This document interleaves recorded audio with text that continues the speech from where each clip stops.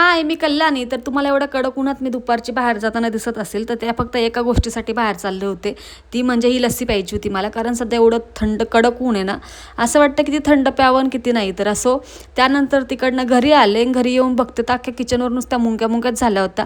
पूर्ण चपातीला माझ्या मुंग्याच लागल्या होत्या. चपाती फेकून द्यायला घेतली आणि संध्याकाळी ही मांजर घरी आली तर तिला मी जोपर्यंत दूध देत नाही तोपर्यंत ती अशी ओरडतच राहते.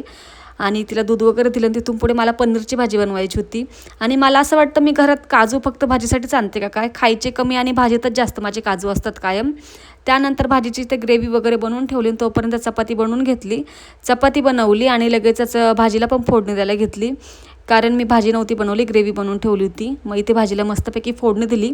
आणि दरवेळेस मी तुमच्यासोबत भाजीची रेसिपी शेअरच करत असते पनीरच्या, पण मग ह्यावेळेस मी म्हटलं नको, शेअर नाही करणार, नेक्स्ट टाईम कधीतरी शेअर करेल. आणि तुम्हाला जर रेसिपी पाहिजे असेल तर नक्की कमेंट्समध्ये सांगा. तर मग भाजीला वगैरे मस्तपैकी फोडणी दिली. आणि हा मिक्सर मला खूप दिवसांपासून काहीच साफ करायचं होतं, तर आज फायनली त्याला मुहूर्त लागला आहे. मिक्सर वगैरे साफ करून घेतला आणि तिथून पुढे आम्ही जेवण करायला बसलो. तर मग असा होता माझा व्हिडिओ. आवडला तर नक्की लाईक करा आणि चॅनलला सबस्क्राईब करा. चलो बाय.